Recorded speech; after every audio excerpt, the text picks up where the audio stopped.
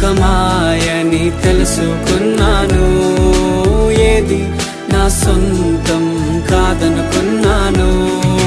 తప్పిపోయిన కుమారుని నేనైతే నా కొరకై నిరీక్షించే తండ్రి నా యేసు. తప్పిపోయిన కుమారుని నేనైతే నా కొరకై నిరీక్షించే తండ్రి నా యేసు.